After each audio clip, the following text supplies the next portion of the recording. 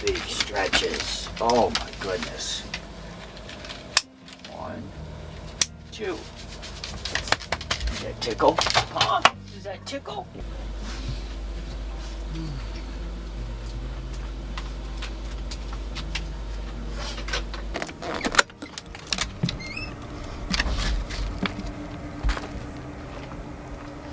Whew. Smell those cows. Yeah.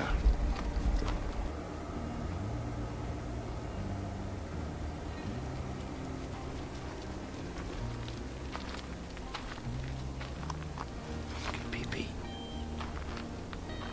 Pee-pee.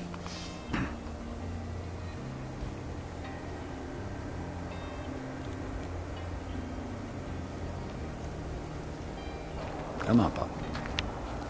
Come on. Go ahead. Come on. There you go. Get my coffee, okay?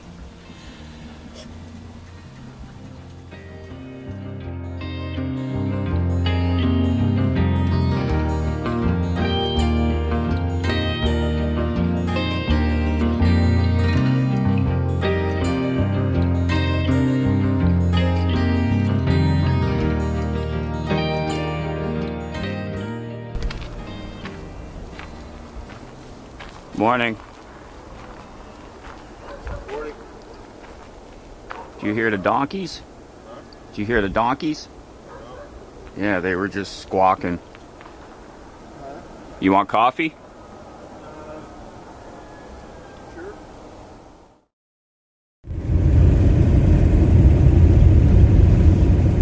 All right, we're on the way. So it looks like our target is Salida, Colorado, which I've been there before. And it's on the way to our destination to Utah. And it's about 240 miles. So I just told Jeff, I said, we're gonna do this. Now I used to drive 400, 500, 600 miles a day. So it's funny that now I'm to where 240 miles is like, whoa, that's a big day, because we have been just really enjoying ourselves and taking things really slow. You know, if we drive 100 miles and don't feel like driving anymore, we stop. It's simple as that.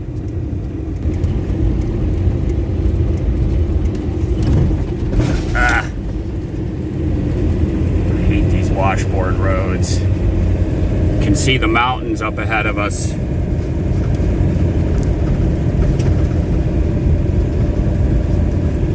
Jeff said yesterday, we were talking, he's like, yeah, you see the mountains over there on the horizon. I said, yeah, as long as they're over there. So we're gonna swing into the closest town here, Garden City, near Greeley, and Jeff's got to get some gas.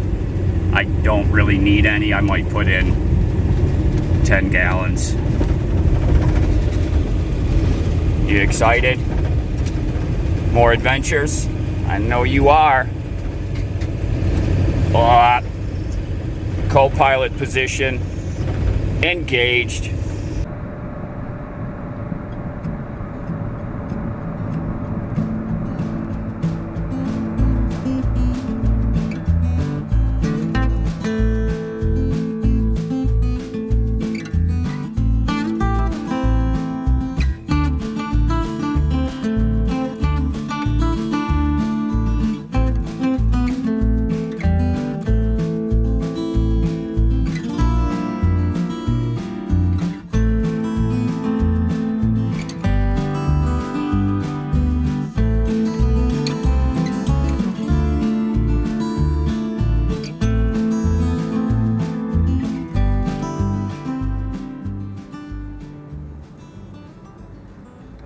Hey, so I'm like in the town here, and when I leave here, I'm getting on 85 South and getting gas, and then I'm gonna get back over there and get on 85 South. Okay. So you'll never find me where I am right now. No. Wow. Yeah, you're probably just going to want to get on 85 South because it's an interchange, you know, it's not like a stoplight. Yeah, probably, yeah, because I got to get some fuel and clean the windows and stuff. Oh, so I would have known that before I would have stopped you there. No problem. No worries. All right, I'll see you. Oh, a lot of you have asked about how Jeff and I communicate when we're driving. I do have walkie-talkies. I didn't get them out. We were using our cell phones, and it was working out fine for us. Like in this case here, we got separated. When we pulled out of our overnight spot, Jeff stopped at a gas station. He was behind me. I kept going. I stopped at a different gas station, and then he took, I'm not going to say a wrong turn, but he took a turn that wasn't the route we had agreed on. And so we got separated. So here I'm driving by myself, and we're talking back and forth as we're driving here. He ended up finding a truck stop. I think it was a Love's. And so I had to make my way. He was basically driving parallel to me, but 5 or 6, 10 miles east of me. So I end up driving down. I'm on 85 here and heading south until I came to a cross route, which I think it's right here. I took a left here, and then I scooted over to meet back up with him. And we met at a truck stop and took a little break, walked the dogs around, got another cup of coffee, and then we continued on after that. But the cell phones have been working for us. Probably the toughest part is hearing each other. You know, you just got the cell phone speaker and there's road noise and all that. And Jeff's Jeep, my truck, they're both kind of loud when you're driving in them. It's not like driving like my daughter's 2023 Kia. It's probably not anywhere near as quiet as that is. So maybe, you know, if I ever continued to drive with another travel companion, I would get out the walkie-talkies, because I've used them before driving with somebody, and they're definitely better than using a cell phone.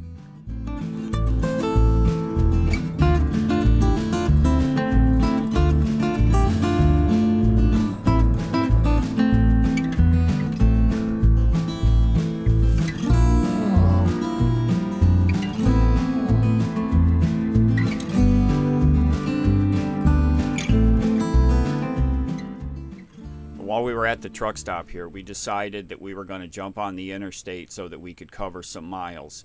So we jumped on 76 West, which brought us in to the bypass that goes around Denver.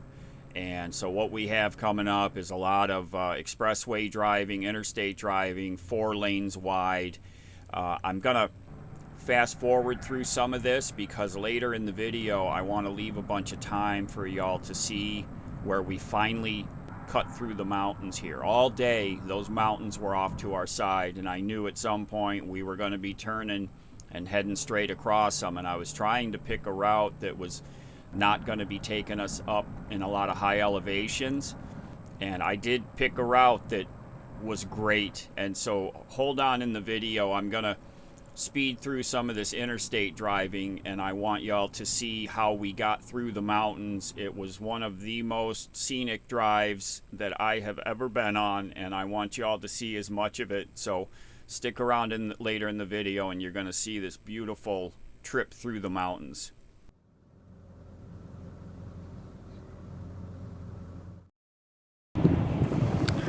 We just pulled off here at a Pilot. I tell you, it's a nice view for a gas station. Oh, and I can smell, what is it, Arby's? Oh my gosh. Just filling my nose with beefs. It smells like charbroiled burgers. So the last probably 25 miles has been really tough. We had some traffic, 3-4 lanes wide, and you know, because we're going around Denver and Colorado Springs and staying to the outside, so at least we're not getting super hammered. So we've got about another 20 miles to go on the interstate, and then we get off onto I'm not sure of the route number, but So it's just windy, which takes away from the enjoyment of the drive. I hate the wind. Oh, I got to do a little cleanup.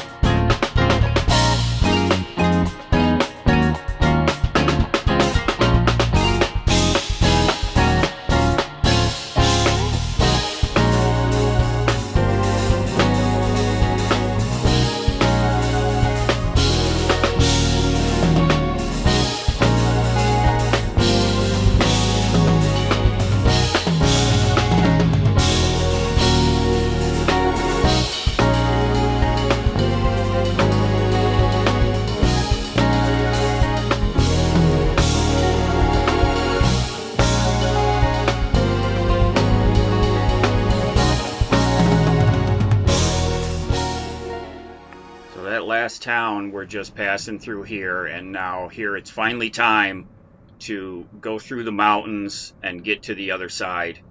Now this was a beautiful drive. The truck was warm from all day of driving. We started with this long massive uphill, and the drive speed limit was only like 45 through here because there's so many snake turns and blind corners, and there were passing lanes periodically for the people that were on my tail that wanted to, go 65 so that they could pass me. So coming up here, I'm gonna try to show you as much of this as I can, because this was a really beautiful drive, last part of the journey, and I knew we had to get through here. And I gotta tell you, the truck did great. It was a long, tough day of driving, but let me let you watch the video here so you can see the scenery.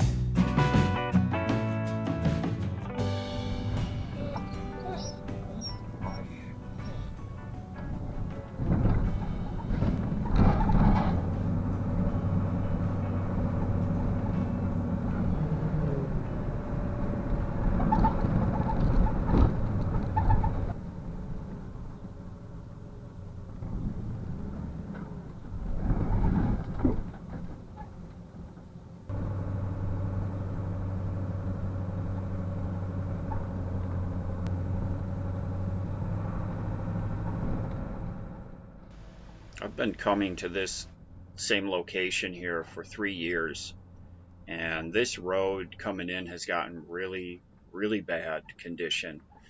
Um, it's got washboarding on the good part of the road, and then this here you can see that it's just been eroded away. I don't know that I'm going to come back here again. I was saying some really bad words during this part of the drive. It was really, some of my pots and pans went flying in the cabinet from some of this rocking here. But, you know, I remember the first time I drove up in here, and the road was nothing like this. I easily climbed up into this spot. This is a huge camping area. This is the Shavano Wildlife Management Area. It's really large. It can accommodate a lot of rigs, really spread out. And it's really unfortunate that it's gotten so torn up. I wish they would improve that road for us. It would be really great, but I understand if they don't. You know, it is a natural area, but I don't think we're going to be coming back here, which is really unfortunate. It's a beautiful scenery, not too far outside of town. This is where we arrived to, and we spent some days here. We had to get out because the weather turned bad on us.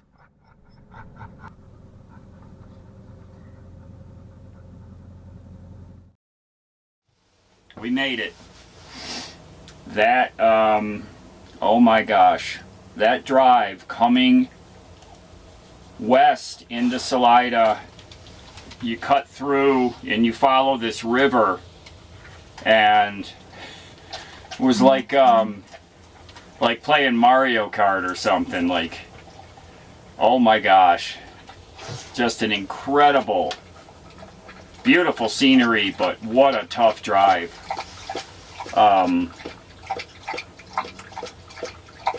Unbelievable.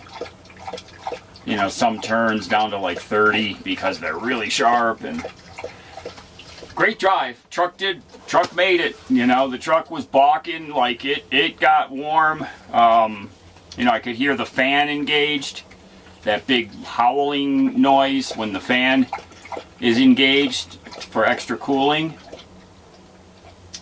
So we're here, and I just need to unwind.